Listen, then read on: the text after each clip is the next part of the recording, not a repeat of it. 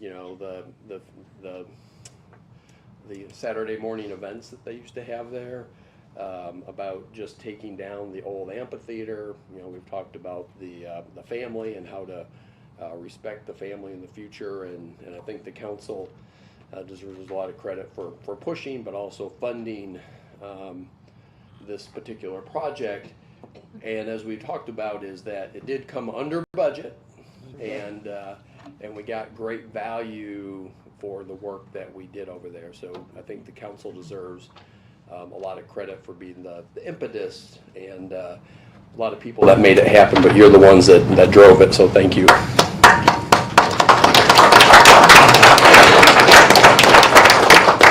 I want to take one moment and really recognize Jonathan Job and Brian Turner. Is they really did the impossible. You know, when we were talking about doing the Cherokee Hotel, it was like June or July, and basically I think David said, well, when can we get this done? And I think David said, well, how about before Christmas?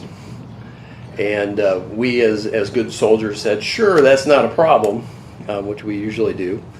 But Brian was able to take that to heart. It's probably a year project that was done in probably 6 months, or probably 5 months. But Brian Turner, you know, and along with Jonathan, but Brian was the architect behind that project, and just the creative elegance. Is Brian even here? Oh, there he is. Come on up. But Brian, with the creative elegance of the design of something, you know, there were times that, I know I'm not going to point out names, but probably 4 or 5 you said, what is going on over there? It's not making, when it was still coming to, you know, no, it wasn't Dave. Dave was all in every day. Kidding. Was kidding. But Brian had the vision, and he could see the park before it actually came to fruition. And I think we owe a debt of gratitude for that. You know, we met every guardrail that as we know that property is difficult because of the deed restrictions on it. We stayed within the framework of that. The gazebo, which is a huge project to take that gazebo and cut all the columns out of there and redo it and then make it look like it was the way it was supposed to look for the last 50 years. I think that it's true mastery of really placemaking. And I just think that when someone does something exceptional, that we should respect that. And thank you very much for well, one more thing before we clap. We would go and we would say, well, what about this and what about that and all that? And you know what? Brian just told us no every single time. He said, you're wrong. That's not wrong. And we won a couple battles here and there, but we should really appreciate what Brian has done. So thank you very much.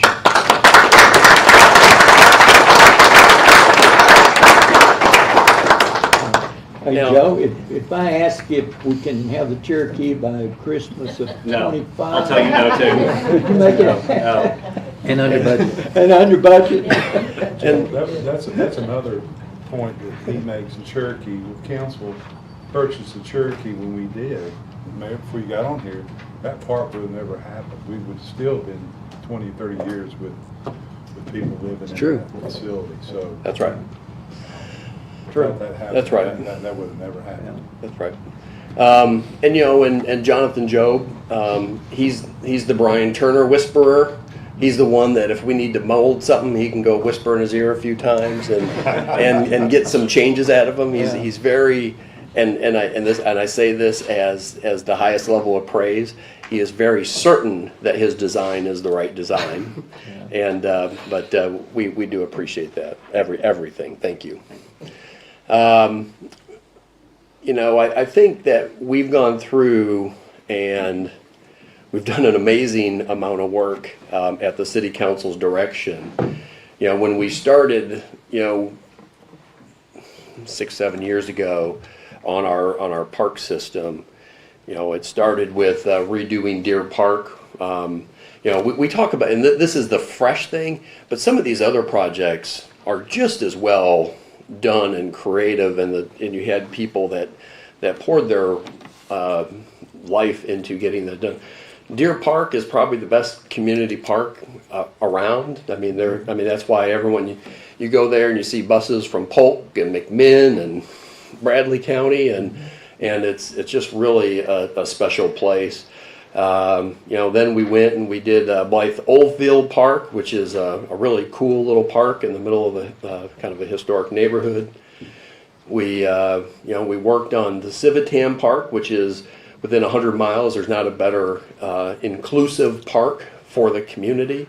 That I think it's something that's very, very special. I know to Brian's heart, but is to have the best for families that have inclusive needs and families with disabilities, so that the people with disabilities can play hand in hand with the people that don't have disabilities, and you don't miss anything. But also, it just has a good flair to that. Avery Johnson Park, you remember that? It was a big pile of dirt, literally 5 stories high, and we created an unbelievable facility out there, redoing that. You know, we're under construction right now at Tinsley, and yes, that will get done as soon as Brian gets out there and does it. But Jim Sharp Park is under construction as well, which will be a very nice facility. Mosby Park was needed a facelift, and we were able to complete that as well. And that's all within the last 5 years or so.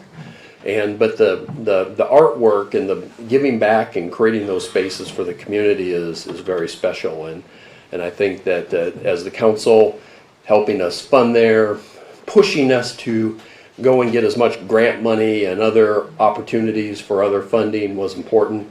But I think that today is a day to not only celebrate what we've done in Johnston Park, but also to reflect on all of the good work that we've done over the last several years. And the good thing is we have a lot more coming, and we'll talk about that in a few moments. But Brian, do you want to recognize a couple people that helped you with doing?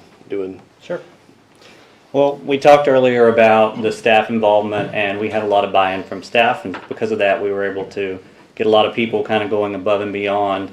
And there's 2 main reasons why we were able to come in on time and under budget. And one is the staff that worked on the project, with the help of Ryan Stevens and all of the maintenance staff, we were able to install irrigation systems in-house without having to contract that out. We did all the landscaping in-house, all the design was in-house, so all that worked. But we did need help from some contractors as well, and we were fortunate enough to have 2 civic-minded contractors who were willing to do the work and use their license, but do that without taking any profit, so they did it all at cost. And that was Charlotte Peak, who provided the masonry work out there, so all of the brick piers that you see, all that precast work, all of that stuff that really makes it feel, you know, special, was Charlotte Peak. Do you want to stand up and be recognized, Charlotte?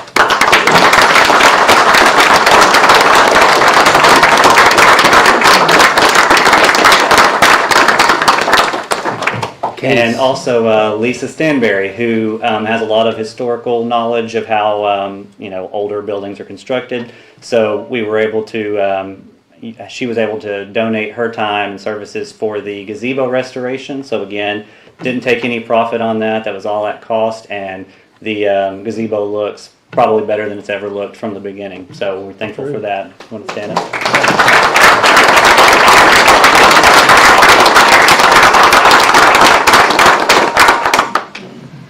So without that, without people like that in the community who are willing to help with the project, and without the staff who was buying in, just, you know, believing in the project in spite of all of the challenges and the very condensed timeline, you know, we were able to give a product that I think shows that a lot of people really supported it. And it took all of that support to make it happen, so we're very thankful. What was your worst day out there? There were a few. Probably the day in the rain. We were about halfway done with some trees, and it just started pouring down. So that was a wet day. But I came by that day, and it was late in the afternoon, and you was working. The whole group was working, muddy, putting out trees. Yeah. And you didn't let it bother you a whole lot, Brian. We didn't let you see that it bothered us. Oh. But thank you all. I appreciate it. We've had a lot of support, like I said, and that's really the only way this was able to happen. So thank you very much. Thank you.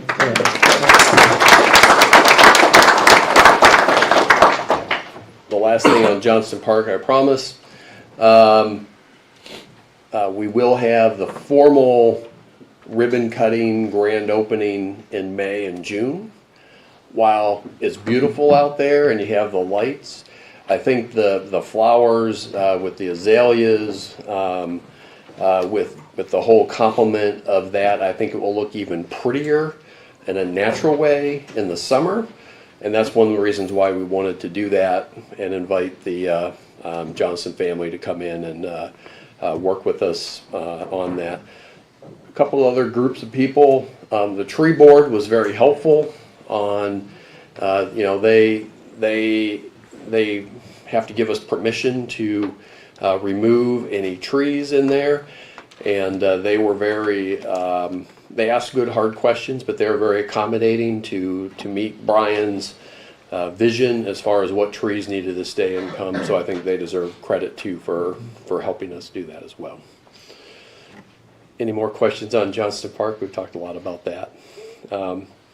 Joe, one quick moment. I failed to introduce at the very beginning, in case they have to leave. I don't know what your schedule is, but we're very happy to have the Leadership Cleveland group with us today.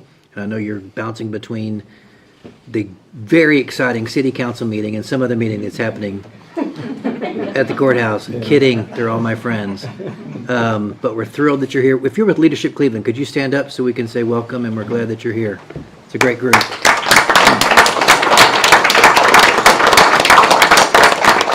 And at any time that you've got to rush back over to the courthouse and leave us, we understand. Just remember that we're fun. At this point, Thanks, I want to invite Keith McAfee. He is our new Jetport director. Keith comes to us directly out of retirement. In all seriousness, he has a career's worth of working for the FFA, most recently in Chattanooga for a number of years, and he can talk a little bit about his experience. We found Keith and very engaging, and we are very happy to have him today to introduce himself and see if there's any questions for him on the Jetport. And we appreciate you coming on board, and welcome to the prime time. We do this every meeting. Thank you. Well, good afternoon, ladies and gentlemen. I'm thrilled to be here. As Joe said, I have come out of retirement to come and serve this community. I was very lucky to have started my 20 years of federal government service in the Marine Corps, from a long line of Marines in my family, from my grandfather down to my 3 kids. And then I switched over to the FAA, and I retired 12 years ago from the Chattanooga Tower. So I'm very familiar with the area. We've lived here for the past 15 years, and I remember when this airport was on the drawing board, because as the air traffic control tower chief there, I had to look at the plans also to see how it's going to fit in, and I would have never in my best day imagined that I would be standing here in front of all of you fine folks taking leadership of the airport, and not only that, looking to see how we can take this airport into the future and serving the community. It's a tremendous asset to the community, one that I would absolutely love to see us expand and continue to grow, and just continue to serve. So if you have any questions, I'd love to answer those. Granted, this is just my first week, so I'm still wrapping my head, and I made promises that I wouldn't make any changes for at least 3 to 6 months. But other than that, I'll answer any questions that you have. What do you see for the airport in the vision 5 or 10 years, in your opinion? What do you see it happening to it? Well, so even though I've been retired for the past 10 years, I've still kept my fingers on the pulse of aviation. Quite honestly, as medium-sized air carrier airports are starting to expand and grow, like Chattanooga is, we saw this 10 to 15 years ago before I left the agency that the Chattanooga airport is going to be the feeder to Nashville, to Atlanta. What are the small airports going to do for those airports? Quite honestly, I feel that in the next 5 to 10 years, we're probably, hopefully, going to be able to take a lot of the load for general aviation because they're going to be focusing more on air carrier. So if we can take the general aviation aspect of that, we can really build that at that airport. On top of that, this airport is very unique in the placement. It is dead center pretty much of the southeast central area. If you're going north to south, south to north, from east of the Mississippi westward, that way, it is the perfect place to stop and get fuel. And quite honestly, with the area, I live in Hickson, but I'm very familiar with the area, with the assets that we have within Bradley County and the counties surrounding. I really want to develop a relationship with economic development, with the Chamber of Commerce, with tourism, not only from Bradley County, Cleveland, but the local tourism, to bring in more tourism. And on top of that, to expand the use of the facility itself to the local community. We have several conference rooms, things like that, where businesses can come in and conduct small conferences or even business meetings and things like that. So I want to start utilizing the airport for what it was built for. Excellent. Hey, I'll just say, really happy to have you here. I think your past experience is really going to do great for the Jetport. We have an amazing facility here in Cleveland. A lot of people haven't even been there, so if you haven't been there, I encourage you to go over and just check it out. It's beautiful, and I will just leave one note that we need more hangars. So when you're after 6 months, let's add some more hangars. We got a big list of people that've been waiting for years. So, thank you. So it's full. You're full. Yes, sir. It is full. Wow, okay. Yes, sir. I can honestly say for the first time in my government career, I'm not walking into a dumpster fire. This place is amazing. I'm telling you. Yeah, it's Awesome. It has been well managed. It has been, Do we have room for more hangars? We do, yes, sir. We do. We have, as a matter of fact, tomorrow I'm going to be meeting with the president of or the chairman of the board. We're going to be talking about what assets we have left as far as land availability and things like that. Cool. We already have some interest from some businesses on Chattanooga's field, on Level Field, to come up here and to leave that field and come up here. So those are other things we're going to have to be looking at. Great. Good problem to have. Yes, Mr. sir. McAfee, we're thrilled that you're here. We're very proud of our suburb to the south, Chattanooga. We think they're doing great, but we love our KRZR airport. We Yes, think sir. it's the jewel of East Tennessee, and we hear from private pilots all the time that marvel once they land, as Councilman Goff said, once they visit, they are amazed at what facilities we do offer here in Cleveland. So we're thrilled to have you. And any other comments from the council? Just great to have you on board. Thank you, sir. Any way that I can help, just call me. Yes, sir. I sure will. Thank you so much. You guys have a nice day. And Welcome. Merry Christmas to you. Merry Christmas. Thanks, Keith.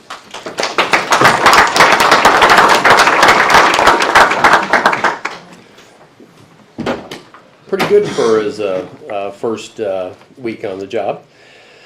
To answer Dan's question, and Sean has been working with the state aeronautics that I think that we're going out to bid in January on 10 new hangars. February on 10 new hangars out there. All paid by by federal money except for like 5%. Do you have any comments on that? No, that project's actually getting fast track. It's made its way through Tennessee Aeronautics.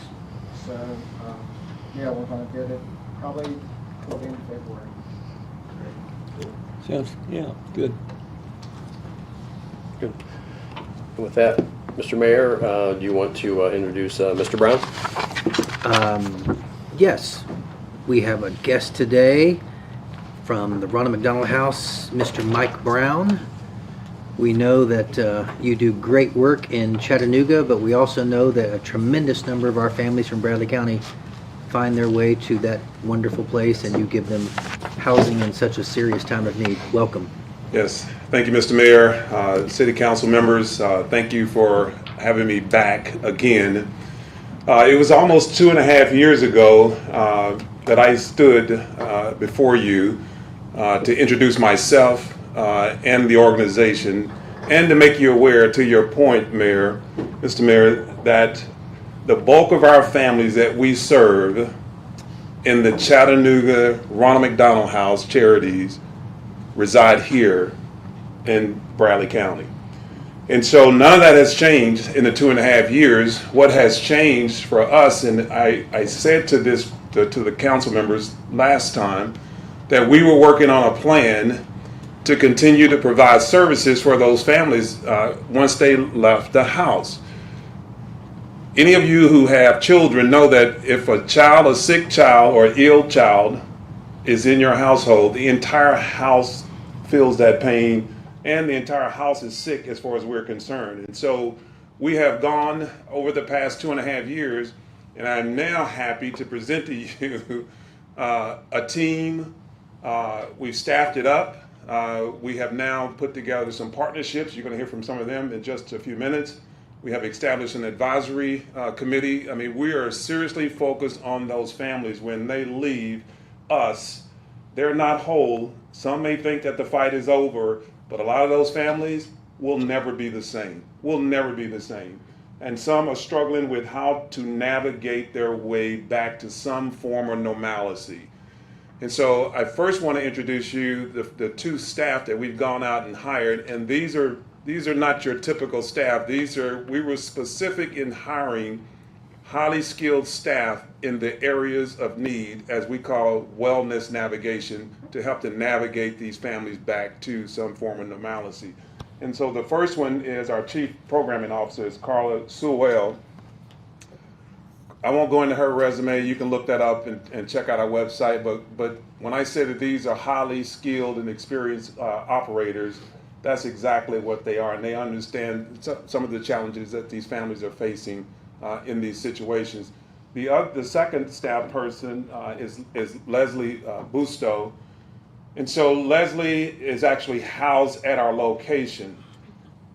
The location that we were fortunate enough to acquire, and I'm going to ask Mr. Rodney Murray to come up, because most of you may or may not know, so I've got 27 plus years with the YMCA at the national level, and so I've traveled the country with the Y, have a very deep-rooted background and experience operating Ys in challenged communities. And so it was very clear to me who and what partnership could we form here in Cleveland. That was a no-brainer for me. And so I met with Rodney, went to talk to him. I'm a part of the board, the governance board. But I wanted Rodney to come up and just share a little bit about some of this partnership activities. Sure. I'm gonna adjust this, Shorty. So, many of you have known me. I've worked with the YMCA here in Cleveland for 39 years in March. But I'm a vice president of operations for the YMCA of Metropolitan Chattanooga. One of the functions that I perform there is overseeing operations at the Cleveland branch. And so Mike and I have a lot of interaction with one another. He is on the governance board of the YMCA of Metropolitan Chattanooga. And he was sharing with me those statistics that you heard, that the bulk of families who need services at the Erlanger, Chattanooga, Ronald McDonald House come from Bradley County. I had no idea.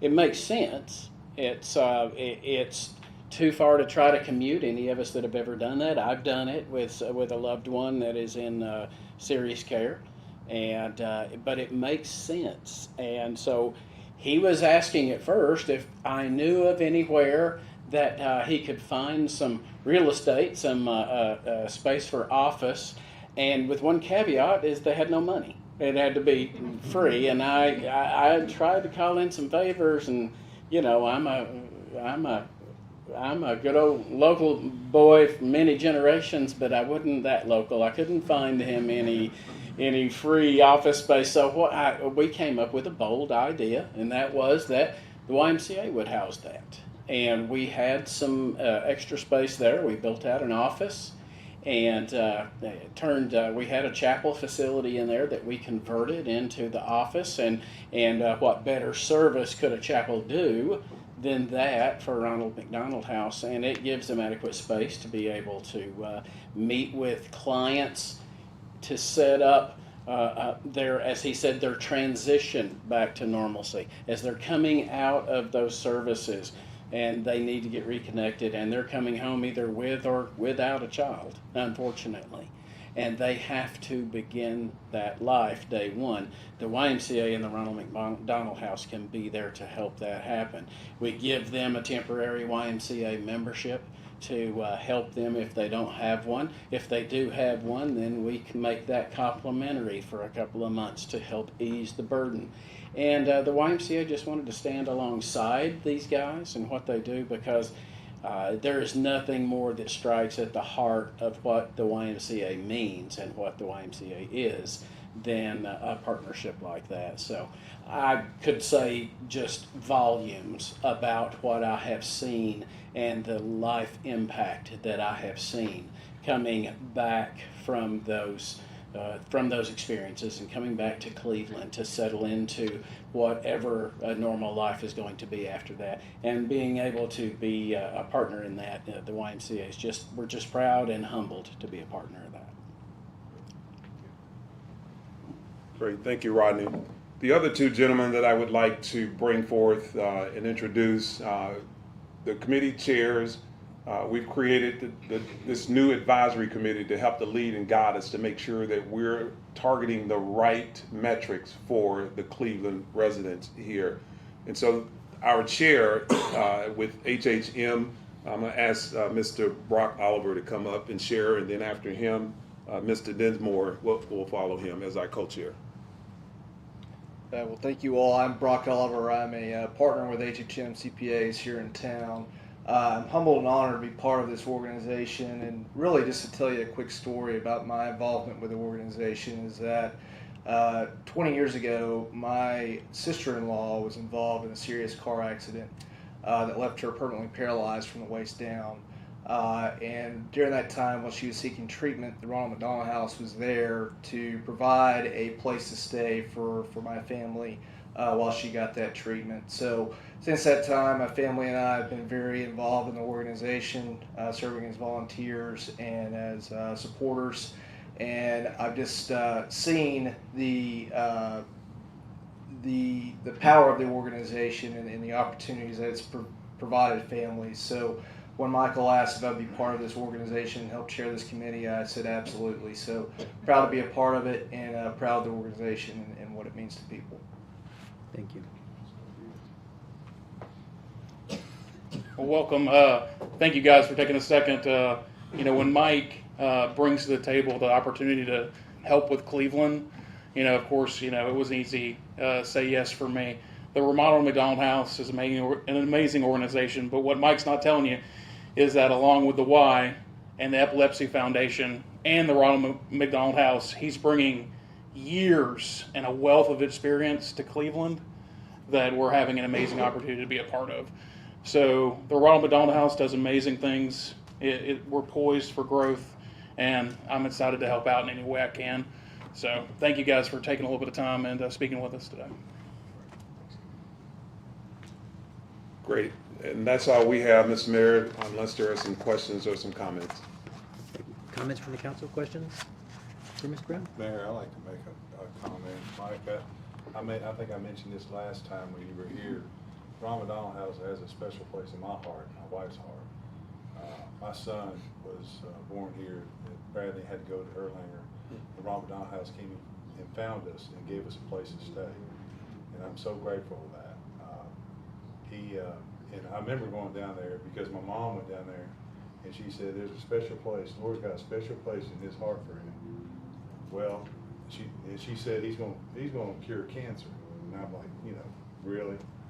On that part. But when it came all out and said and done, he's got a degree in Master of Microbiology. He's working at Vanderbilt in the research and development with Merck and Pfizer and all them people trying to get cures for Alzheimer's and those type of things. So that did come true, and to this day, I can still remember Mom saying that, you know, God's got a special place for him, he's gonna cure cancer, whether he does or not, but he's involved with that, so I appreciate the Ronald McDonald House, what they meant to my family. I was going at Lee at the time, I didn't have a job, you know, I was part-time, my wife was working full-time, and we didn't have anything, and they came over there and asked if we needed a room to stay. And it was the best place, and all the volunteers, the churches that feed, the place, the Little Debbie's and Cokes and everything, you don't have any worries at all with that place. They just want you to take care of your child while you're over there. So I thank you for that. Thank you for that, for doing that for us. Thank you. Thanks for That's all I sharing. have, Mayor. Any other comments from council? Thank you. Thank you, Ms. Smith. Thanks for being with us today. All right, that concludes our special presentations and public comments, Mr. Fivas. Unless there's anything else that I don't see on the agenda, we'll just go right into the city manager's report. Thank you. Yes, thank you, Mr. Mayor and the City Council. Give you an update is that we are in the process of updating our numbers from our Strategic Planning Commission on you know, there's a question of that there's a request to construct a school. We've done some financial modeling of that, and we should have that financial modeling in January. And we will probably schedule in January an opportunity to have probably an extended work session that we can invite Davenport to come in and work through the different models on how much of a tax increase would it cost to construct what they want to do, and have an open conversation. They're going to bring multiple options and to do that. So just have that on your list to do, and we'll communicate when that's ready, and hopefully have the information to you before that time. Second of all, I want to say thank you to Michelle Goldston and Kez Pugh, who I think are here. If you can stand up or wave. That they invited the city to College Hill to have just an outstanding event last week to kind of have a conversation with the College Hill neighborhood. Dr. Estes was there, and Tom Cassada, and Ken Webb, and Dwayne Goff, and some of you may have also came in that I didn't see, but it was a really productive meeting. We talked a lot about zoning changes and that are on the precipice to being brought forward from the Planning Commission. They're going to start hearing those changes in January, so hopefully by February that will be at the council level to work with the neighborhood and them to help protect the neighborhood in some instances that the zoning has evolved over time. You know, you're dealing with zoning that was probably original zoning in, when did we first get zoning, Jonathan? 80s. Yeah, 85 or 84 or something like that. So it's probably 50-year-old, 40-year-old zoning that needs to be updated. We also talked a lot about programming. There's a push to have some more community programming that help the residents in College Hill and other neighborhoods, and certainly anyone in the community would be asked to participate, whether it's financial planning, how to find a job. You know, we talked about how to do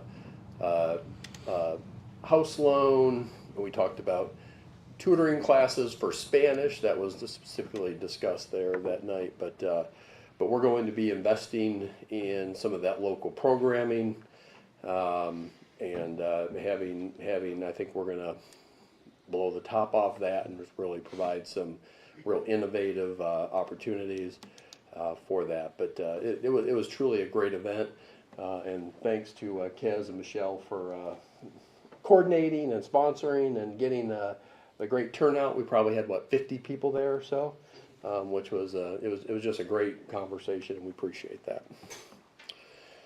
All right. I'm moving on to the next topic unless there's any questions.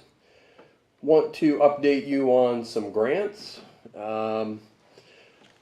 We applied for a historic grant from the state, and there was an article in the paper. They beat us. The news beat us. The banner beat us to the news, but we were awarded $500,000, $500,000, to help with the renovations of the Cherokee Hotel for some historic elements, and that is certainly great news. Give credit to our architect that helped us put a lot of that stuff together, but also Brian Turner is the one that turned the word and put that out there and got that going for us, and so we've been notified that that will help us in the future, and we'll probably, usually on state grants, they'll come in and we'll do some type of dedication and some type of process, which we appreciate. We are working on our downtown facade grants, which is a $200,000 grant. You see a number of facades that have been under construction or under construction.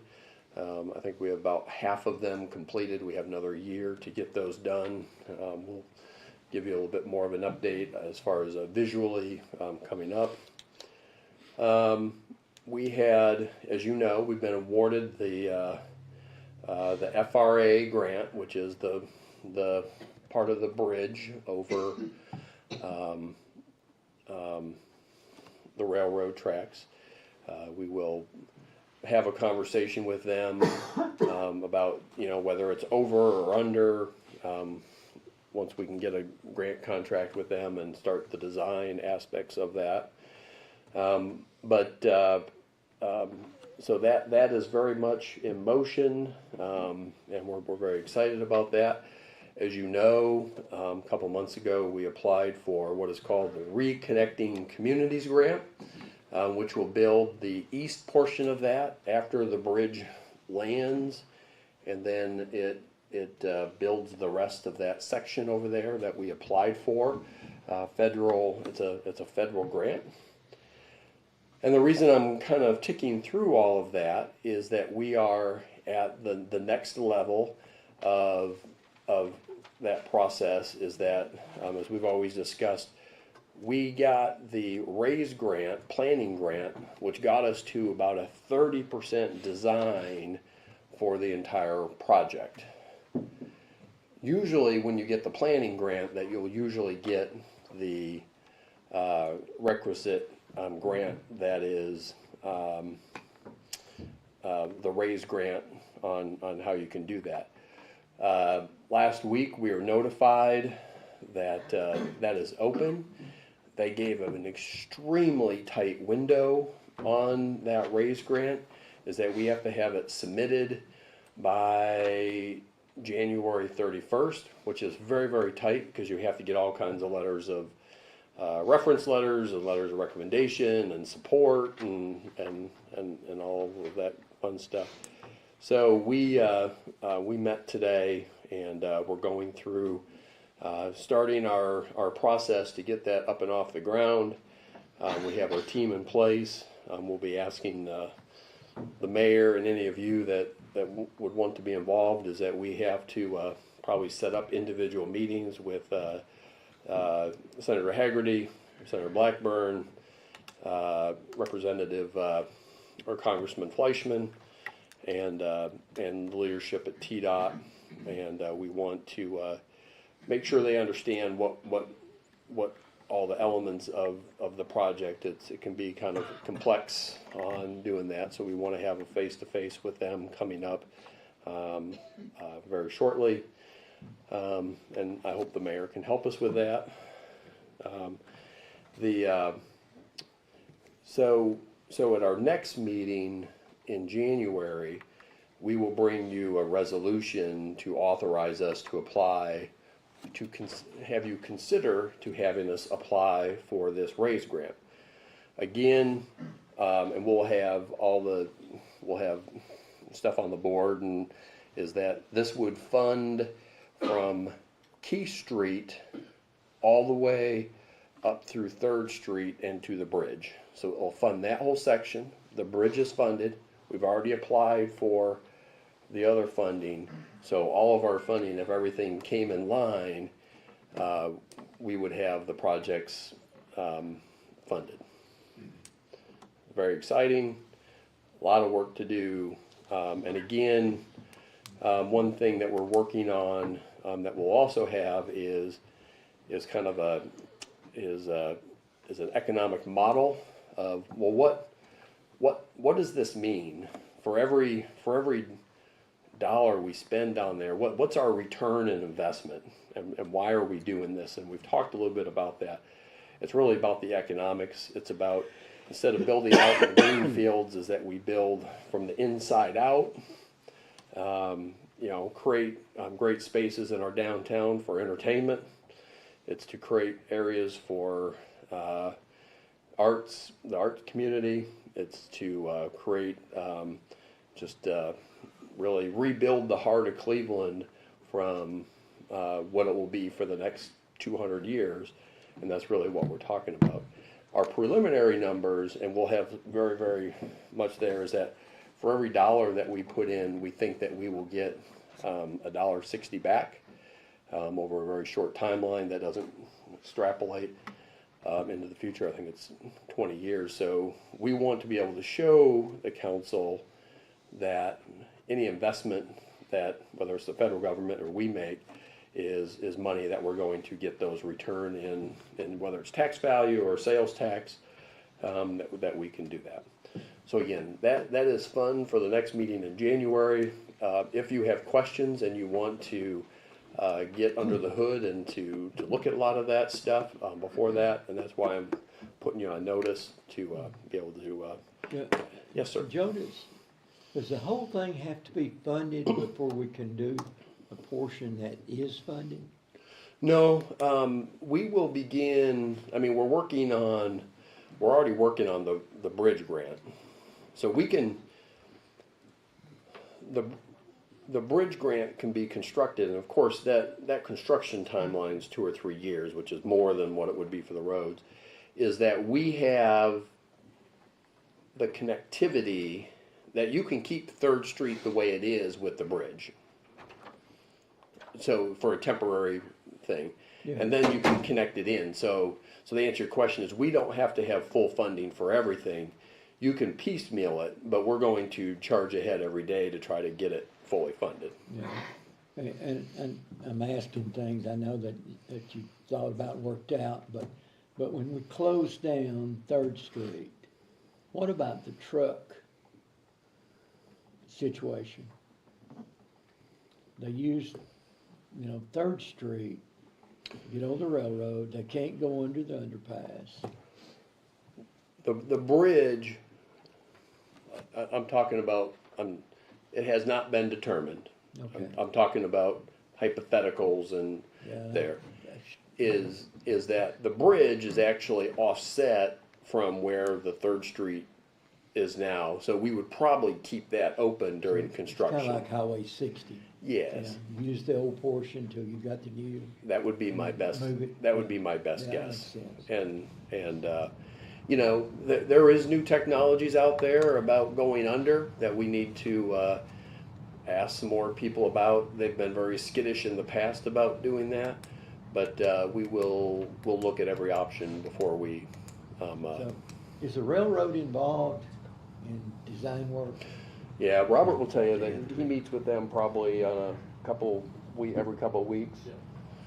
Yeah, so he's very much involved in that. And we've talked about the railroad owns that building right there on at the corner, and we would like to see if they need that building or not. Yeah. And how it works, because it's actually kind of a cool building if it were It's a great way. renovated and done. And also Ken brought up at last meeting or the meeting before last about the depot. And I think that is a good thought, that we need to see what it would take for us to get the depot. Because it would certainly go along with what we're doing downtown. So, It's serving a very useful purpose now, but I'm not convinced that that's the highest and best use for that location. It's I'm not. not either, yeah. It's I not. think you're right. It's my 3 favorite words, highest Yeah. and best. Thank you, Councilman. Thank you, Vice Mayor. 100% Sethra? 100%. 100%. What's it like inside there? Beautifully restored. Yeah, it's been renovated, what, 5, 6, 7 years ago? Beautifully Probably restored. 12 or 13. Well, yeah, time's Just like, offices? yeah, it's in excellent shape. Yeah, we need to get that, Jeff. We're working on it. Yeah, And I don't want to speak for them, but I think they've always, and the mayor's been involved in conversations, is it just Yeah. finding the right location and the right mix for them. They're very receptive to this concept. Yeah, because I really Yeah. don't know if it really works for them. Yeah, I mean, they're- it's, they want out as much as we want in. yeah, it's just too tight for their operation, yeah. yeah, and it probably doesn't have enough office space and, space for their employees and stuff like that. We can't lose sight of what the railroad is gaining by what we're investing in the Third Street project. True. So the railroad has some vested interest in working with us on that, I think, Yeah, On which part? on the depot and the older building. Yeah, yeah, we believe that to be too. I mean, they're contributing money to the FRA grant. Yeah, just over there right away. Yeah. yeah, so they're on board. Try, yeah, good. Joe, and there's some train or Amtrak talking about coming through this way to Chattanooga, Atlanta, all the way down to, in the future, could that maybe possibly be a stop for Cleveland? I mean, Could. I can see that happening at some point. If we had the depot. If we had the depot, it could be a stop for Cleveland on that part, Yeah. possibly. Yeah, they're. And a hotel and a restaurant. We'll just get it all done by next week. Next week? Convention We center, had it done by aquatic Christmas. center. Joe? Hey, as long as we put a big pretty Christmas tree, everyone will like it. Yeah, I'm with you, John. And don't close Inman. But anyway, this is a primer that we'll have to kind of get in and look at the totality of all this. We're probably going to throw at you is that there's other grant opportunities that we can also coincide with this. You have the MMA grant, transportation alternatives, that bringing as much money in and just trying to save and to really maximize our dollars on that. So it's complex, but exciting and nerve-wracking all at the same time. 2 more updates. The Gott Inman Street grant project, or the sidewalk project that connects College Hill, Gott Street, and Mosby Park. That is under construction, and probably, what's the timeline on that? 3 months, 4 months? Depending on weather. Yeah, probably April, May, we'll have that completed. We'll also start seeing this week construction for the Central Avenue Sidewalk Project, which will connect into the Gott project. And then after that, we'll flip to this side of the tracks and work on that project that we need to. Yes, sir. Is it safe to say anywhere I'm seeing staked, is that where the sidewalk's gonna go? Got by Mosby Park there. I noticed there's flags and stakes going. Yeah, yeah. I've just had folks ask me, is that how it's gonna go? And I can't definitively. Yeah, the grant is written, it does three things. It goes from Mosby Park and creates a new sidewalk and I think new curb.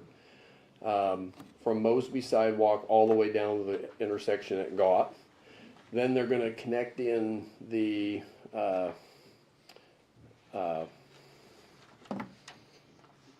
health department Right. sidewalk in that direction, and then you go down Gott Street, and then you go up Central Avenue, which is a good sized hill, to connect in the College Hill Recreation Center. Okay. So College Hill Recreation Center, Health Department, Mosby Park, all connected with sidewalks. Great. And then a part of that, you'll have the Central Avenue, which gets you all the way to the tracks, and then we already have it designed to take down Central along and create a streetscape along Lee University's hard edge there, and that's obviously something that has been on the drawing board for a long time that we need to get done. Not to mention that Phase 6 is probably our highest priority right now as far as grants, and we're working on that as well. Any question on the grant and the acronyms and all that stuff? A lot of that stuff's first meeting. That's a 20-minute primer, so it just makes you wonder how long the conversation is going to be in January. But I want to take a moment and reflect on what we've accomplished in the downtown as far as the holiday decorations. We've had some conversations in the past and even the last few weeks of what is our strategic direction and why are we having downtown events, and why is that important, and why do we do them? And we see the positives from a community standpoint as far as having the positive feedback, but just the economic standpoint of having 100 people every night come to downtown that had never done it before, and really we have a few nice places, and we haven't really done everything we can with Inman Street. One thing that we are going to propose coming up, and there'll be much more detailed analysis, but is to really have a comprehensive holiday programming initiative, which is basically from October 1st to December 31st, we want to have programs about once a week in the downtown, that the community can come down and get used to making that a normal trek than they do. Now, the good news is that a lot of that is already done, but we really need to comprehensively brand that, is because you already have the car show, and you have Apple Fest, and you have the Halloween event, and you have a nice Veterans Day event that's downtown, and then you have some of the other holiday stuff. Some of the things that we're talking about are kind of creating a Christmas tree trail, which would essentially be a trail from Johnston Park, have like 50 trees that other nonprofit organizations can decorate and essentially buy, and they can be as creative as they want. They can be crazy, and people from the community can come in and judge the trees, and they'll be lined up all the way from Johnston Park down to First Street Square, which is actually, I haven't been down there, it looks very good out there.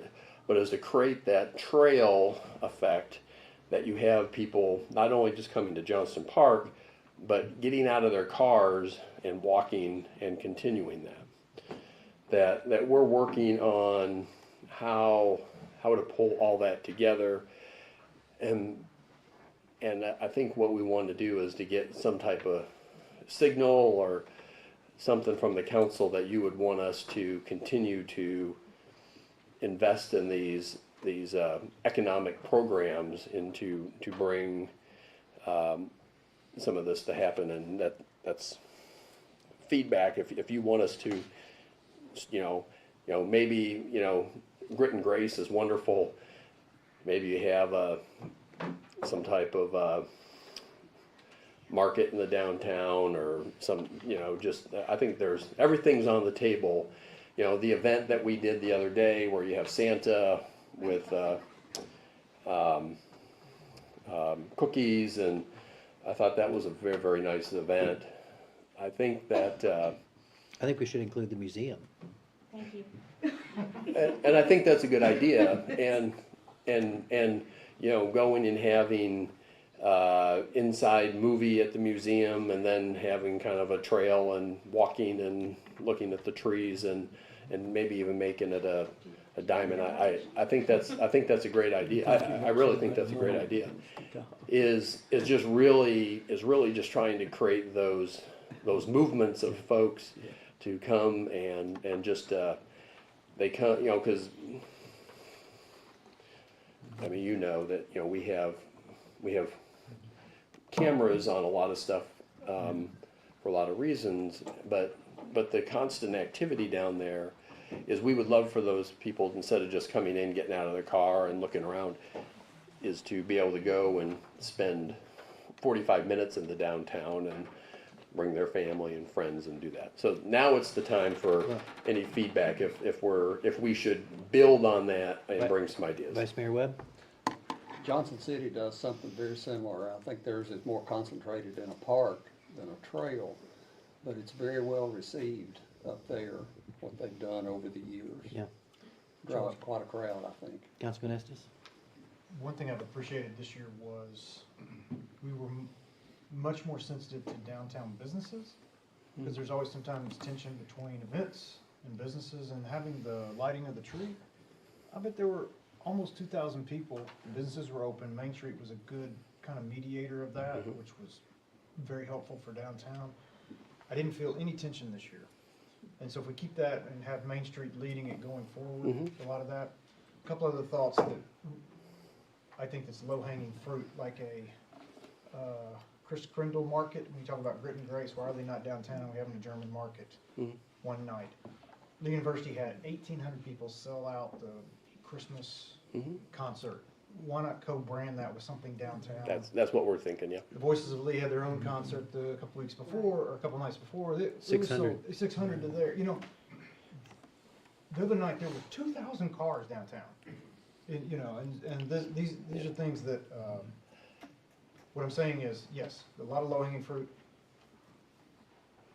Let's keep the businesses, but Main Street mediate with the businesses to keep everybody on. Marcia, you had a comment? And bundling the experience. You may have dinner specials for people on the night that you have the Voices of Lee, maybe some type of downtown businesses that are open, and then they can go to the concert, then they can walk around downtown for whatever.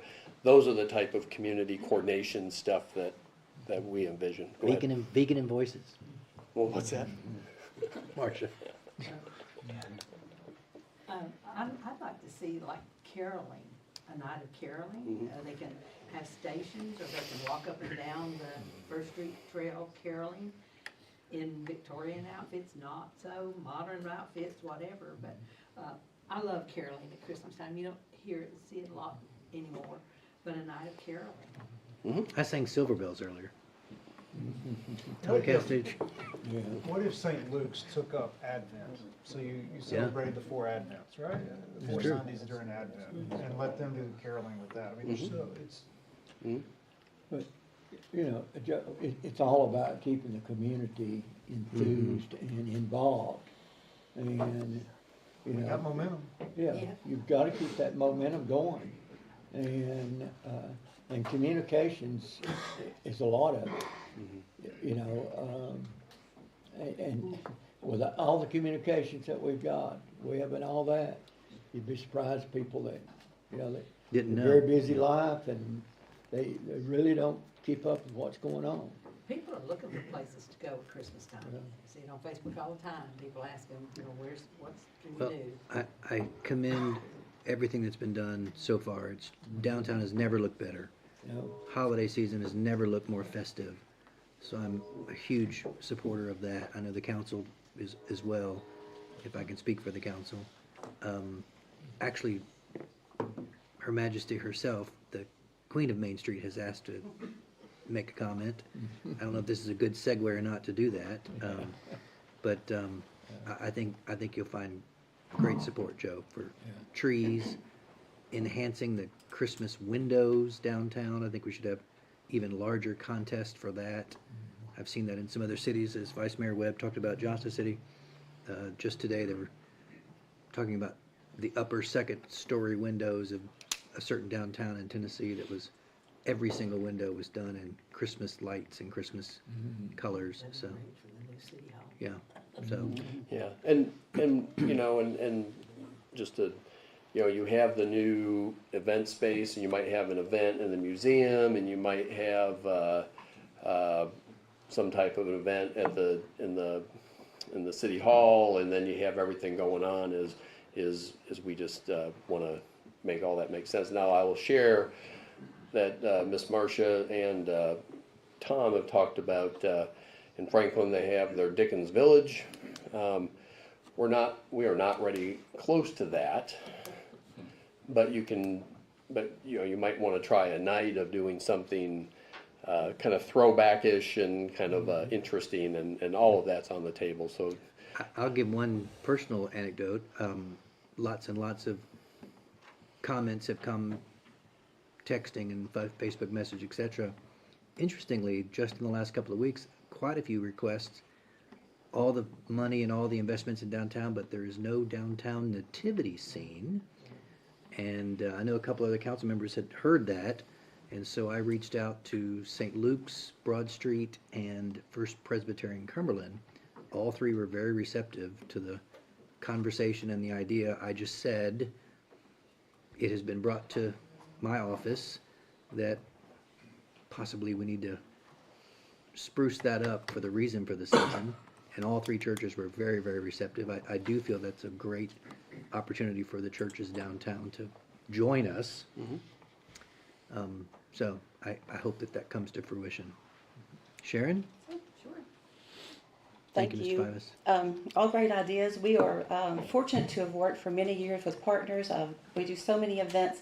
Our tree lighting on November 23rd, we partnered with the Chamber of Commerce, Visit Cleveland TN, Arts in Education, and Art is Your Partnership, the biggest event ever for that event. Over 2,000 people. We had caroling from church to church through that night. Christmas on the Square, where there was Bradley County teachers reading to students. We had Santa activities where we actually had a fire pit making s'mores on the courthouse plaza. So it was a wonderful event, and the stores were open. That is Main Street, always our primary goal when we have an event is to make it work for the businesses. And so I am very mindful of making sure that they are successful. When we do the dot around, retailers stay open. The back of the ticket is a coupon for a comeback and save money in the stores. So that is always our priority. Sort of the Main Street motto is, if it's not helping your business, it's really not, it may not be worth doing. So make sure it's helping your businesses when you're doing an event. This Thursday night, we have a caroling event, extended shopping hours till 8 o'clock. Caroling, jazz in the bandstand, courthouse bandstand. And so it's coinciding with Tara's 8th annual cookie run. And so they'll have about 50 to 75 people built into that, and some of the stores will be on the cookie trail, so they pop into the stores and get cookies as part of that. So we're working really closely to make sure we're getting as much as we can. And of course the main thing I wanted to get up here and say, I wasn't really expecting all of that, but to get up here and talk about was too, the Christmas parade was amazing. It was my 20th one to coordinate. Dewey Woody has been out there for about 30 years. I'm handling all the entries and all the lineups at Bradley. They're on the street doing the lineups. Brett Dunn, who's a city public works employee, also a Bradley County Fire Rescue. He's been out there for 15 years. We have Bradley County Fire Rescue at Bradley. It's quite, if you've never been behind the scenes at Bradley for that event, it is a feat. It is masterful as to how that goes and getting all those folks lined up. When you think about 3,000 people in the parade, that's a lot of mamas dropping off a lot of kids, getting them from point A to point B and back from point B back to their hands when that parade is over. So there is a lot. We had multiple safety meetings prior to that to make sure all those things are covered so we don't have any accidents or, well, of course, you never can control all that, but we work really hard. First responders do an amazing job. There's multiple meetings with them to make sure that there's hard barricades where they're needed. Public Works gets all those things out for us. And it is a huge community effort, and it takes a lot of folks to make that parade look like it looked Saturday night. So it's a lot of behind the scenes, and we just want to say thank you so much to all the city staff that's involved with that, and all the people in the community who help us make that happen. Well, the one thing that really makes a difference, unfortunately we can't control, is that weather. So this one was amazing. Last year was pretty rough, about did me in last year in that rain, but this one was great, so we appreciate everything that goes on. It was all worth it too. It was. There are smiles on everybody's face that the lights are lighting up faces this year in the downtown. It's also contagious. If you look up Ocoee Street, the library's got a beautiful tree on their porch. It goes all the way up almost to 25th. And I'm noticing on the north end at Paul Huff, businesses are starting to put lights up too. So it doesn't have to be just downtown businesses. It needs to be citywide. But it is contagious and the spirit is growing throughout the city. So thank you for that. Thank you, Sharon, for all your hard work. And also congratulations on that $500,000 historic grant. Those are super competitive, and this is actually the third that Cleveland has gotten. Santa Mill got one, Berry Engineers got one for the Fellauer House, and now this one. That property being in the Commercial Historic District, the Cherokee itself wasn't standalone National Register property, which is required, but it was in that Commercial Historic District that we had established a few years ago. So because it was a contributing building, it made it eligible. So that is a big deal to get that. So congratulations on that as well. Thank you, Sharon. Any comments for Sharon? Thank you. Thank you. Great work this weekend. Thank you. I gotta say a shout out to the Cleveland Police Department and Cleveland Fire Department. Cleveland Police at every single intersection. I think we had double the amount of sheriff personnel out there. So thank you, Chief Gibson and Chief Bates. Thanks for the 3 times. We had 3. I'm getting a signal. We had 3 times the personnel from the city, and Chief Bates. Thanks for all the personnel and the equipment. The new ladder truck looked fantastic, and thanks for letting me ride along as well and tag along with the CFD. I was grateful. I think Vice Mayor Webb, yes, sir. I have said for a long time that the only way you can have a vibrant community citywide is have a vibrant downtown. And I think we're well on our way to addressing the issue. When I look at downtown now versus 5 years ago, 10 years ago, we have come a long way. And we need to keep the pedal down. We need to keep the momentum going. Yes, we do. But Gotcha. there's just so many good things that are going on downtown.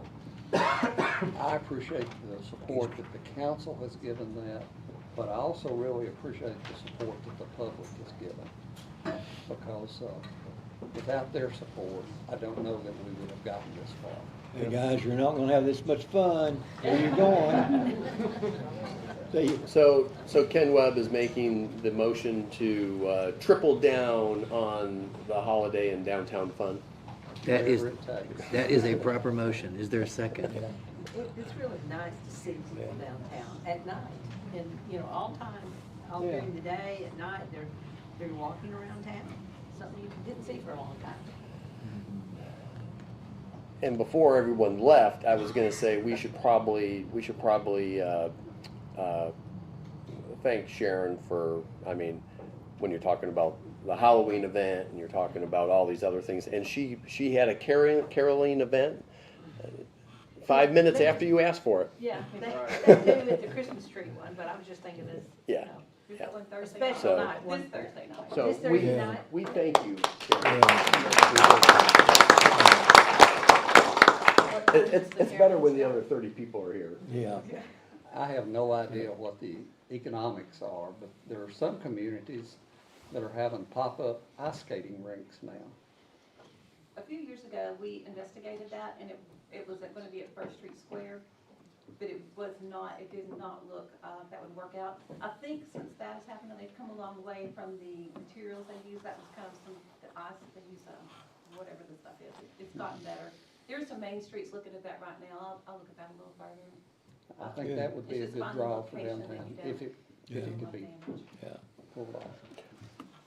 Now the most important topic of the day is that we want to make the tree 4 feet taller. Is that you can add another 4 feet? Is that right? Good Brian? job. Got my vote. All right.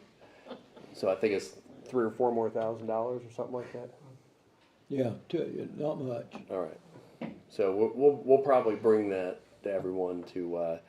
It can't probably be Brian. I think Brian gets nervous with that. It can't be much longer than that because you run into the oak tree.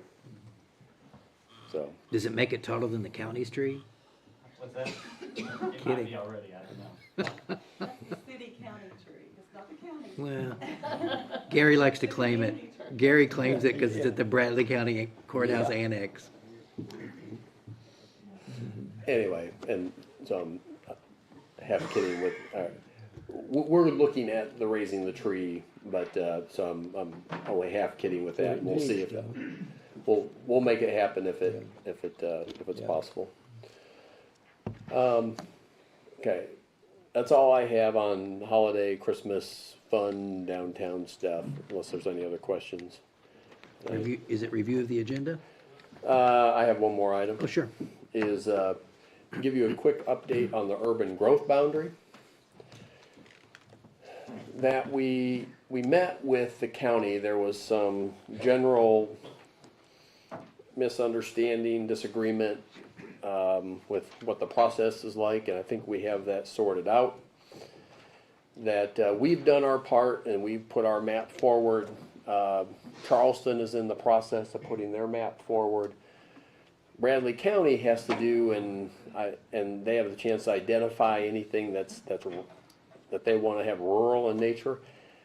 They've set up an urban, or they've set up a committee to discuss it, and just to be aware, if you see that, is that so they make a recommendation. Once all three of those bodies have made recommendations, then the committee, which has the group of 16 folks on there, will vote on whatever the best map is that everyone can agree on.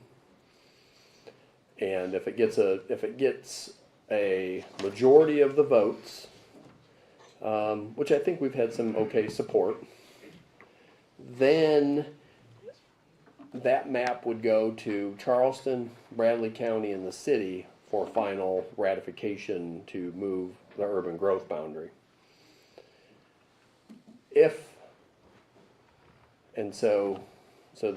And what happens if one body doesn't okay it, then there's a process at the state that you can go through, administrative process, and they'll make the decision, which we really don't want to have happen. But just so you see that there's two things going on. You have the urban growth bound committee, which has to be completed with their stuff, and what's the date, Robert? April 26th. It's April. In February, everyone has to have their last maps in. So, but then the county's you're gonna see in the paper that they're meeting on their stuff. That will be a recommendation to the big group. So if you get questions on that, let us know, and we can walk you through that. And that's all I had. Any questions on urban growth boundary? Any questions from the council? All right, very quickly, at 3 o'clock, if it's all right, Mr. Mayor. Yes, sir, please. We're gonna have special presentations. We have some awards up here for employees that have been here for 20+ years. It's a great time of year to do that. We have a public hearing to hear the request for BBB Triple B Corporation, considering to adopt plan of service resolution to annex and ordinance to zone 3.92 acres around Circle Drive.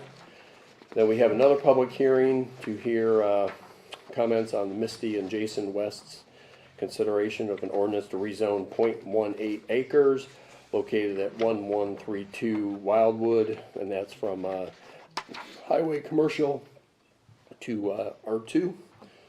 And then you have item 6C, which is to hear comments for the request by Barry Clark for consideration of an ordinance to amend PUD 33 to allow single, and we don't see this very often, so allow single family residences in addition to multifamily. Probably a couple months ago, and this is the one out by Whirlpool. There was a PUD put together that was higher densities.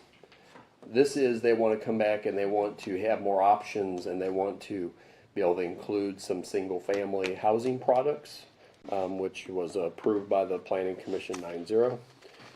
Item 7A, authorizing the mayor to sign an agreement with Evergreen Solutions for consulting services in connection with the city's class compensation study. And we've talked about that. That's very important. I think we have a really fantastic group. They do primarily city class comp studies. And I think we have good buy-in in that. It will be done before we go through the budget. And did you have a question? Yeah, I was just curious when was the last one we did, and how often we do this? It was about 2020. We generally have done them in the past about every 5 years. There has been so much that has changed in compensation since COVID that we really need to hurry up, and maybe it was 2021 by the time we got it, that we needed to do it early. So, and just the whole world has moved underneath us from all positions, and we really need to have someone that has a good experience to do that. Is this the same company that helped us in 21? It's a different company. A couple things that they will also do is they will look at compression and compaction issues. They will also evaluate our benefits across against other communities' benefits to see if there's any information to be claimed from that. You have like Dalton, who has like a 5% 401k versus, we contribute about 20% roughly for some of our employees for retirement, and so if their wages are higher than ours, and the question for the council to figure out is that a fair comparison if their wages are higher but their retirement benefits are lower? So they're going to do a little bit of analysis with that just to make sure you see the apples to apples and oranges to oranges comparisons. So we're terribly excited about having them work with us, and they will come in and they will do a presentation to the city council and kind of tell you what they found and see where we need to go. Joe, have they given you any idea of where they're going to pull their comps from? No, they gave some high. We specifically want them from Tennessee and communities that are similar in size, and also those communities that are closer to Cleveland, because that's really your job market for a lot of stuff. So you look at right around your area, but then other communities that are similar to yours in complexity. Joe, I'm going to be interested to see anything from Cleveland Utilities. You know how they changed their plan on retirement for new employees, went to a two-tiered system, that you're talking about. That would be interesting for me to see. If you're going to throw that question on us, I'd love to see Cleveland Utilities information on that. Okay. How they've responded, the new employees. Okay.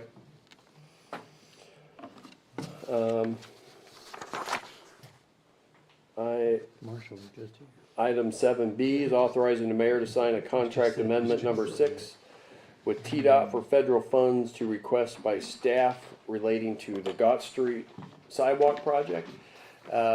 Robert gets the credit as he rolled up his sleeves and went and got us $251,000. He did a nice job of wrangling with him, because it took so long for them to, as Bill Estes will agree, that it took forever for them to give us the email to go ahead, is they gave us additional money because of the time money variable, and it's about $250,000. 252. So that's money in our pockets. That's good. Take it. Item 7C, Resolution 24-134, authorizing the mayor to sign a grant contract with the state of Tennessee Environment Conservation for the environmental investigation parcels between 740 King Edward Avenue and 203rd Street. This is going through the process that we got $100,000 in grant money from the state to do the Whirlpool Phase 2, and this is related to that.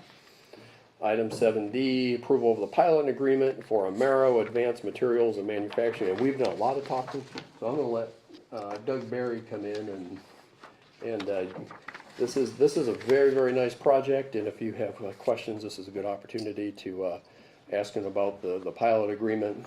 Doug deserves a lot of credit for bringing this. I think it's an Australian group. I lose track of them, and Doug can tell you what's going on with this. Thank you for the opportunity to be with you today. What we have before you is a recommendation from the Industrial Development Board and the First Alert Committee, of which Mayor Brooks is a member of, recommending a 10-year pilot agreement for Amero Advanced Materials, who is a subsidiary of a U.S. subsidiary of Amero International, an Australian-based company that's traded on the Australian Stock Exchange. It is a new company that is a technology transfer of technologies developed at Monash University in Australia, and this is a company that will be producing high-valued powdered metals for 3D printing applications for aerospace, defense, and space travel. I thought that was a nice little ring for a new direction for us to take what is a baseline industry that helped create the manufacturing sector that is here in Cleveland today, and that's the foundry business. Just real quick to step you through a few things. This is the current ad we're running, and to speak to all the activities that you've been talking about today, we are promoting our community as a good place to live, and oh, by the way, it's a good place to bring your business to. Part of the dynamic that we're in today in a tight labor market condition is that we have to attract people here at the same time that we're attracting a new business, because we just literally do not have the workforce and the skill sets available to house or man all the business opportunity that we do get here in the southeast Tennessee and the state as a whole. But some things that are important and are always asked is, how many home sites are you building? What are you doing to provide housing stock opportunities? What's your educational system like? This past year we had a couple of good recognitions. We announced more jobs in 2023 than any other county in Tennessee. That's data from the state of Tennessee, not ours. And we also were ranked as the #6 community in the country for all metro areas as a place to find a job in manufacturing. And we're very proud of the fact that we now have 161 manufacturers according to census data, and we are actually the home of 13 Fortune 100 companies or Fortune 500 companies with the announced closure of International Paper's plant, which I can talk to you about if you'd like. Spring Branch, which is where Amero's located, they're located in this middle building. That was a cooperative spec building agreement that we had with a developer out of Knoxville. They've invested approximately $12 million in that building. It's about $1 million worth of real estate underneath it. So you have a $13 million building that enabled us to make this Amero project happen. Amero, here's what we have in sites available after this development. And by the way, I'm heading to Nashville this evening to make a pitch for a $3 million grant to grade lots 8 and 9 in Spring Branch to create a single pad that can hold up to 275,000 square feet. So we're chasing a little bunny ourselves. To get back to Amero, Amero is a startup company in its early stages on the Australian Stock Exchange. We met them in April of 2023, and we actually inked a deal, put forward an incentive package in June, and they made a commitment to us in the state in July. That was driven in great part by the fact that the company had had a couple of missteps on locations in other markets, namely Australia and then in the United Arab Emirates. This was all linked to some capital formation and some requests. They realized during those negotiations that really the best place for them to be would be the United States. Thus, they came to us. We competed with Texas and Arizona and Alabama as a state and a community. And to be honest, we are here today to talk about this project because we had a developer that had started a year in advance of them on a 100,000 square foot building, expandable to 150,000 square feet. That gave them a shell they could come into, helped compress their timeline for getting operational. Meeting stockholders' expectations in your early stages is a very critical point for them, and our building and our community and our experience enabled them to convince the stockholders and the investors in the company that we were the best place for them to establish their, one, corporate headquarters, two, their primary research and development facility, and three, their initial production plant.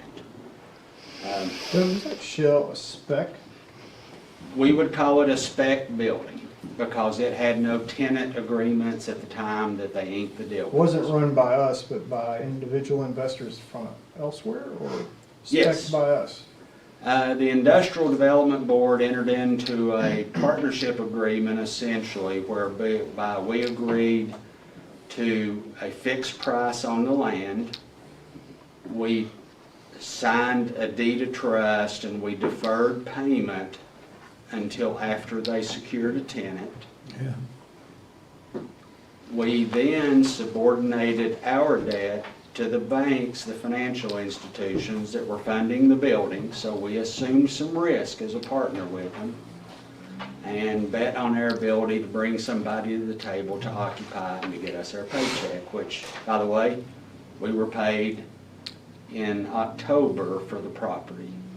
Well, Doug, you've done spec buildings before, right? I have, yes. Yeah. In the private sector, yes. Yeah.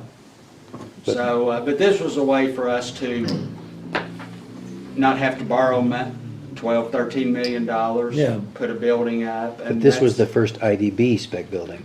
Yes, it was the first one for the IDB. And I That's where I was think, going with this. Is this something, just a tool in your pocket, or is this gonna be like a strategy?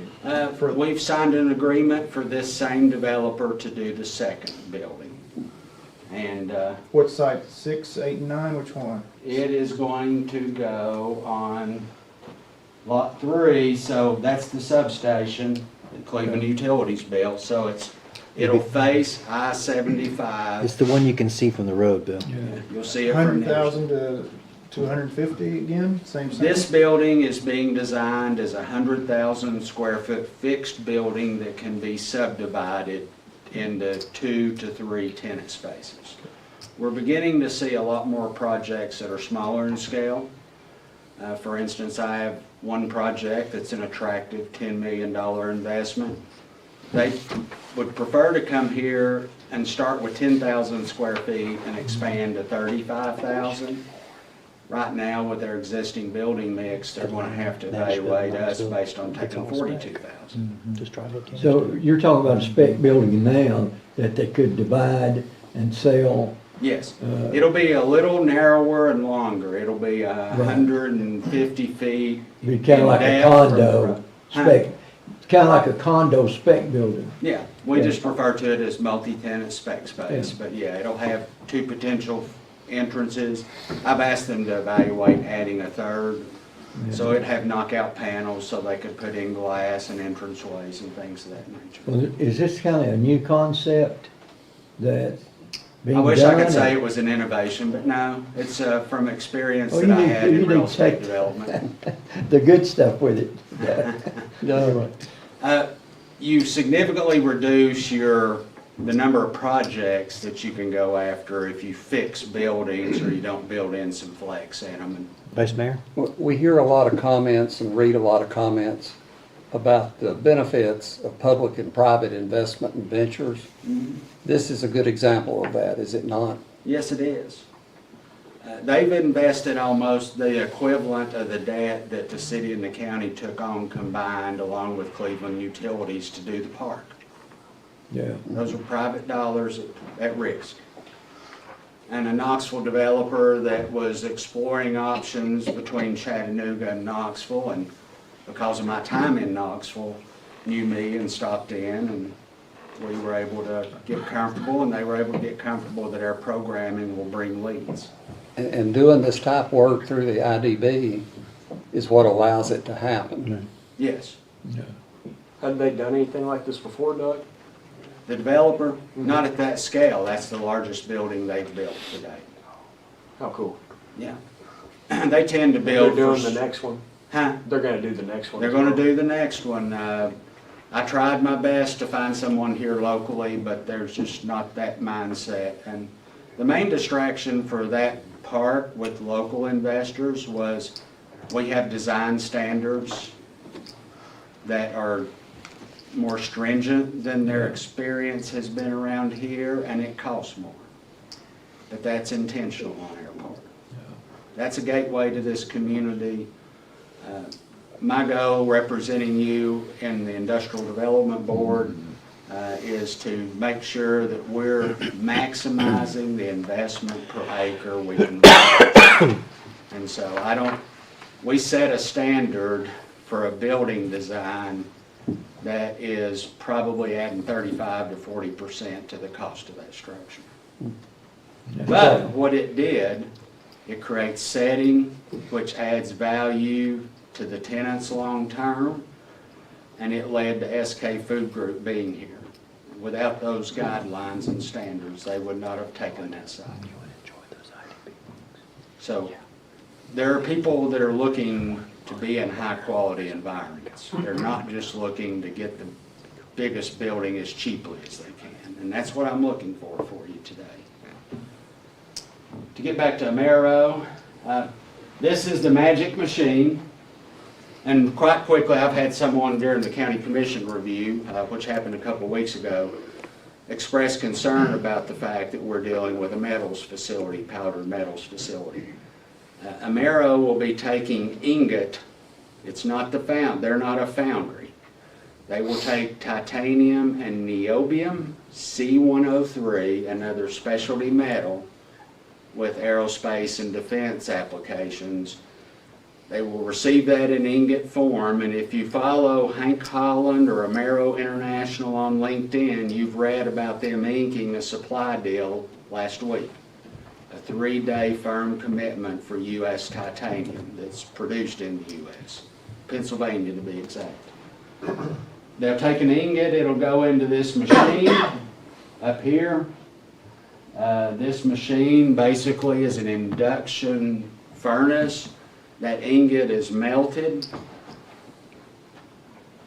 As it melts, it drips into a chamber that's a vacuum chamber. They then inject at high pressure argon gas and inert gas that pulverizes those molten metal droplets and creates a bunch of little balls that under microscopes have varying sizes. They then have sifting processes where they grade it down for its various applications, and that's the finished product. They will start with C103 is how they would refer to it in niobium, and that's all I know about it. I do know that it can withstand, it's very lightweight, high strength, and can withstand higher temperatures than titanium. So it's used in items like hypersonic missile production and the next generation of advanced aircraft. And it might be in a privately operated spacecraft. This is the first defense contractor in Bradley County. Yeah, you're not dropping any names, are you, Doug? No. That's the crew. at one of their favorite little dining places in town. Many of you may know that whitewashed wall. Quick Burger. That's Quick Burger, yeah. Sadly Highway. And this is the metallurgist. That's so funny. These are the metallurgists that are part of the founding of the company. Jay on the right is who I deal with. It stays with you. And they're off at conferences this week making presentations to the defense industry. That's what the inside looks like today. That's R&D, that's their temporary corporate office. They're phasing these in, and the main thing is they've done 2 capital stock sales since they announced this Cleveland, Tennessee site. They've raised $45 million in those 2 stock sales. The last one was a $20 million offer. They accepted $25 million, and there were requests for $45 million. So it's catching on, and we're going to grow with it. But there are risks. This is a traditional startup, technology-based business. So don't want to diminish the reality of what we are working with here today. Doug, this machine that melts whatever it is they're melting, is it gas-fired, electric, or? It's electric. Pretty Cleveland big. Utilities is very happy to have the customer. Starts out, I bet it's a big user. And then every time that I bring a new customer in to look at Spring Branch, there's a little concern about how we're going to get more power to it. So power is king in my world right now. Real quick on this pilot, just to wrap it up, we're asking you to approve a 10-year real and personal property, including the leasehold interest of the original building. That would generate over that 10-year period for the company on city taxes only. The company would receive $990,000 of abatement value over that 10 years. And the city would gain $1,650,000 approximately, plus a little bit, during that 10 years.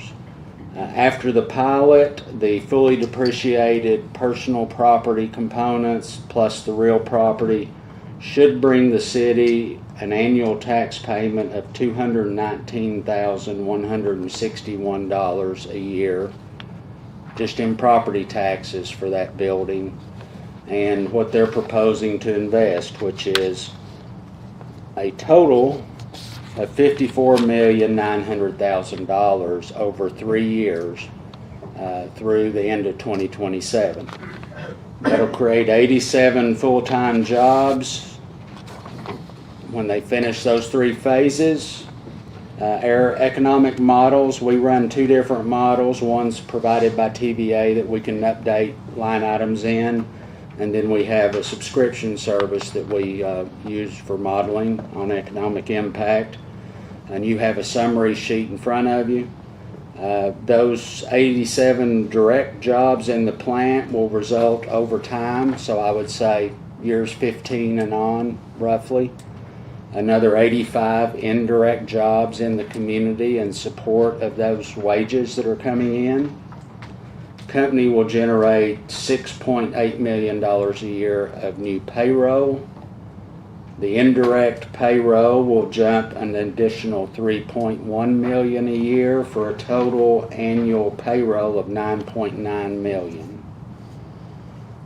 That in turn will generate about $86,000 a year in county and city proper sales taxes, which I think you guys generally split about 50-50 under your agreements today, even though there may be some who would deny that. How'd you land on 10 years? I'm always interested in that number. 10 years. We used to offer them up to 20 years, but as we have filled up our manufacturing base and we've been dealing with recent dynamics, the board has asked for that to reduce down. So only in rare conditions will we ever go over 10 years. The reason we offered 10 years for this company is we believe there's great growth potential, and we could actually achieve up to $80 million of capital investment based on our conversations with them, and we felt as though it would be a good move for us to demonstrate that we're a long-term partner with the company.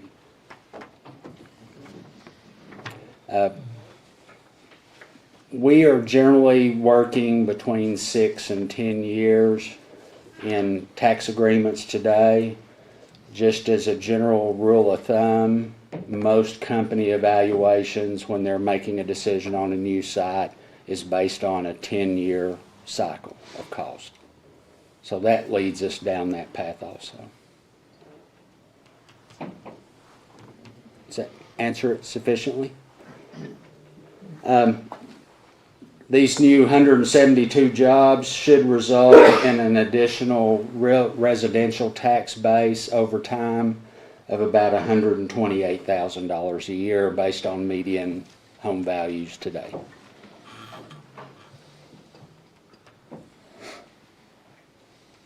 Any more questions? Then I have a question for the overall area out there. With all the businesses that are there and this one coming, how many total jobs are being? At Spring Branch? All of the industries that are out there. Okay, if you look, oh, all of them out there, yes. What is that? Our pro forma, when we went to you for came to you for funding to purchase and develop the park, we based our pro forma on a $250 million capital investment by industry and the creation of about 2,500 jobs.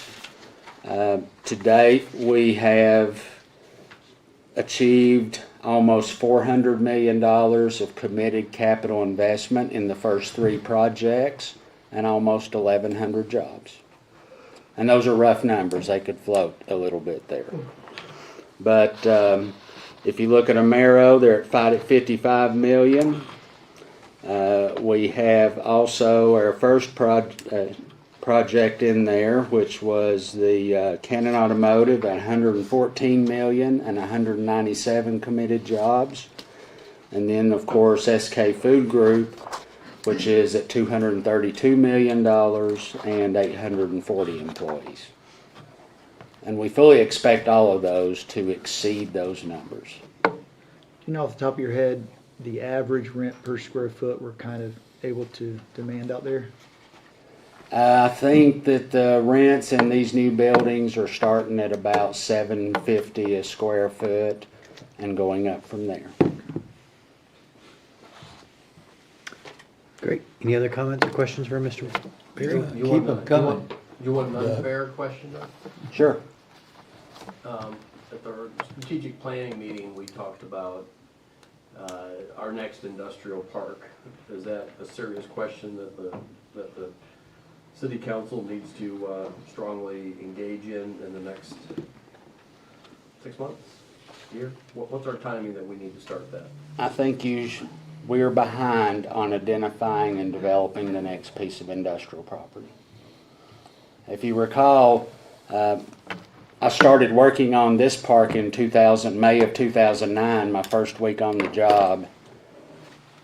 We did the assessments and did site analysis. You committed funding for the purchase of the land in 2012. We then had to go into hard design for the infrastructure and approaches. Of course, this one was unique in that we had to get an interchange built thanks to State Representative Brooks, now Mayor Brooks. We had to build connector roads, which forced some lead time, added a couple years to the process. But we didn't finish the industrial park's development until the end of 2017. So that's 8 years start to finish to do a park. When do you think we'll be out of space now? I think we are. If we can grade this next pad, if we're successful in getting that $3 million grant award, which we'll know by the end of this year, then I would say that we'll have that track sold within 1.5 to 2 years at the most.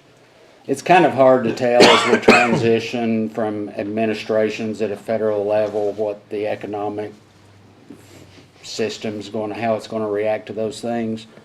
But I expect really we're down to an 8-acre site and a complicated 38-acre site that are effective sites in Spring Branch, given the spec building that's number 2 and that other pad. So we can be out of land in 2 to 3 years easily. And it takes 8 to develop a park. Doug, how many acres are we talking about? No, we can do a park faster, but you got to give the money earlier. What's your thought? How many acres are we looking at for a new industry park? I think that would be to be determined. I've been looking for sites. Was a 331.6 acre tract that, because of terrain and ecological features, we're 200 sellable acres. So really, until you can get on find out who's willing to sell, what makes sense from a locational standpoint and infrastructure standpoint, then you have to assess the site and find what limitations there are. But you should easily be looking at another 300 acres, which, by the way, it appears that's the block that this community is traditionally developed in. I would suggest to you, as I did in 2009 when I interviewed, communities in East Tennessee should have about 1,000 acres available and in process, combined private and public real estate, to really stand out and demonstrate that you're committed to that sector. How many do we have now? There's 307 acres up in Charleston that's under option and has been for 2 years. That's industrial. It's privately held property. And we have 87 acres today of public land. How many are we supposed to have? Minimum of 300, in my opinion, professionally, but I would say that if you have 1,000 in the marketplace, you're going to double the number of looks you get. Because that's a demonstrated commitment to the sector that's not seen very often.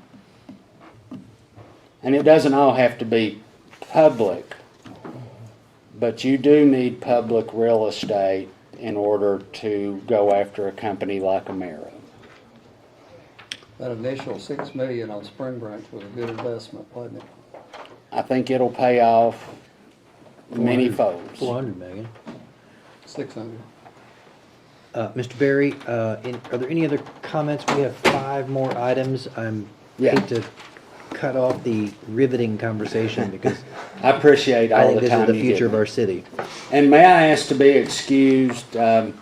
That group that got up and left, they want me to give them a tour of Spring Branch and to talk about the development of the park. and Absolutely. I'd like to do that for them. Thank you for talking about the Amero agreement. Thank you. Mr. Fivers, we've got 5 more items and we need to take about a 5-minute break before the 3 o'clock session. Is it okay for the council if we move our reports from the council to the 3 o'clock meeting? Everybody okay with that? Yes, sir. Okay. Thanks, Mr. Fivers. Item E, 24-136, is sign an agreement for a destination to design. The last meeting we talked about branding. This is essentially coming up a company that specializes in branding local communities. We would use hotel motel tax to pay that. Item F, surplus property, declaring miscellaneous restaurant equipment from the Cherokee as surplus property and either be scrapped or donated. So what this is saying is that we are going to go and put that out on the market to see what we can get on the market for it. There is some value for the right customer if we can find the right customer. But the units are huge and they don't really fit through a door, so you have to take them apart, and it's very time intensive to do that. But and what this is saying is if we can't find someone to buy it, then we would either scrap it or we would donate it to a nonprofit or something like that, which we would bring back. Motion, or G, it's motion, mayor to sign a 4-year contract extension with banking services with Pinnacle Bank. Item H, motion to a change order number 2 with Chasler for Jim Sharp Park. This is, I don't remember, I think it's $2,700 for, they hit some rock out there, and it's just a general change order to take care of the rock that they hit. Item I is motion, it's our change order for Roy's alternator building and the council chambers.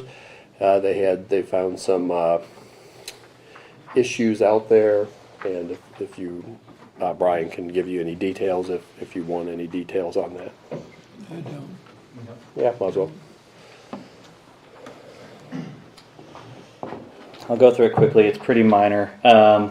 The first was that there was an old oil barrel found in there that needed to be disposed of. The big thing was a lot of that building wasn't able to be accessed until safely until some of the other stuff was taken out. So one of the things they found was a window in the back that we didn't know was there because it was all covered up. So that's an extra infill that they weren't counting on. We have a new roof on the building now, and in order to get that, they needed to raise the parapet just a little bit taller in order to have a way to flash the roof and terminate it. Inside, What kind of cap are you gonna put on that? it's the same terracotta that was there Same before. that's on it. They were able to take the terracotta Good. off, flash it, and put the terracotta back. Good.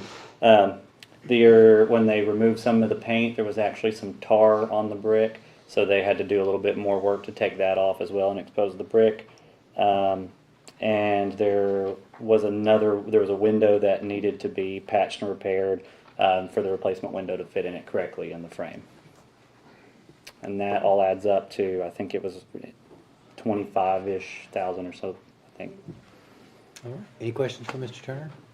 Thanks, Brian.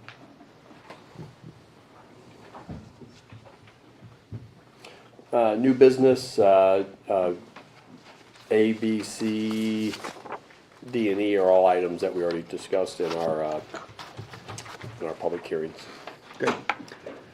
Thank you, Mr. Fivas. Any questions for Mr. Fivas for the upcoming agenda? All right, we will take, it's 2:56. We will take a 4-minute break.